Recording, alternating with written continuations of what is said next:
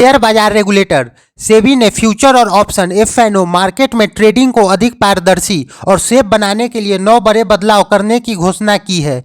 इससे निवेशकों की सुविधा बढ़ेगी और अत्यधिक सट्टेबाजी पर लगाम लगेगा। ओपन इंटरेस्ट मापने का नया तरीका। अब ओपन इंटरेस्ट को फ्यूचर इक्विवेलेंट ओपन इंटरेस्ट से मापा जाएगा, जिसमें हर कॉन्ट्रैक्ट की वास्तविक कीमत और रिस्क को ध्यान में रखा जाएगा। इससे उन स्टॉक को बेवजह बैन लिस्ट में जाने से रोका जा सकेगा। MWPL को कैश वैल्यूएशन और फ्री फ्लोट में जोड़ा जाएगा। अब किसी स्टॉक को trading limit, market wide position limit उस स्टॉक की मार्केट में उपलब्धि और ट्रेडिंग वैल्यूएशन के आधार पर तय की जाएगी। यह 1 अक्टूबर 2025 से लागू होगा। बैन पीरियड में भी रिस्क कम करने के लिए ट्रेड की अनुमति। अगर कोई ट्रेड बैन पीरियड में भी पोर्टफोलियो में रिस्क को कम करता है तो उसे अनुमति दी जाएगी। यह 1 अक्टूबर 2025 से लागू होगा। दिन भर की निगरानी। अब सेबी और एक्सचेंज ट्रेडिंग के दौरान दिन में कम से कम 4 बार MWPL की स्थिति की जांच होगी। अगर कोई लिमिट पार होता है तो उस पर तुरंत नजर रखी जाएगी।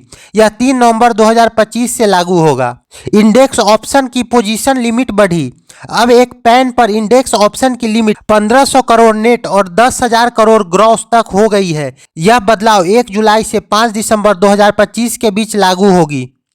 नन बेंचमार्क इंडेक्स के लिए सख्त नियम। नन बेंचमार्क इंडेक्स के लिए F&O कॉन्ट्रैक्ट तभी मिलेगा जब उसमें कम से कम 14 कंपनियां हो और किसी एक कंपनिया का वेटेज 20% से ज़्यादा न हो। यह 3 नवंबर 2025 से लागू होगी। स्टॉक में पर्सनल ट्रेडिंग लिमिट तय। व्यक्तिगत निवेश किसी स्टॉक में सिर्फ 10% तक MWPL ले पाएंगे, जबकि ब्रोकर के लिए यह 20% और FPI के लिए 30% तय की गई है। यह 1 अक्टूबर 2025 से लागू होगा। F&O के लिए भी pre option session. Cash market की तरह अब F&O में भी प्री ऑप्शन सेशन होगा, जिसमें प्राइस वैल्यू डिस्कवरी होगा। इससे अधिक पारदर्शिता होगी।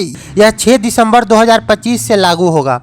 म्यूचुअल फंड और AIF के लिए नई गाइडलाइन। अब म्यूचुअल फंड और AIF को ऑप्शन एक्सपोजर को भी फ्यूचर इक्विओआई आधार पर मापा जाएगा। इसके लिए सेबी अलग सर्कुलर जारी करेगी। कुल मिलाकर सेबी का यह कदम खास तौर पर उन रिटेल निवेशकों के लिए फायदेमंद होगा जो अधिक रिस्क लेकर ट्रेडिंग करते हैं। इन सुधारों से न केवल बाजार में पारदर्शिता बढ़ेगी बल्कि सट्टेबाजी पर भी रोक लगेगी। साथ ही अधिक समझदारी से और रिस्क को वैल्यूएशन करके निवेश करना संभव होगा।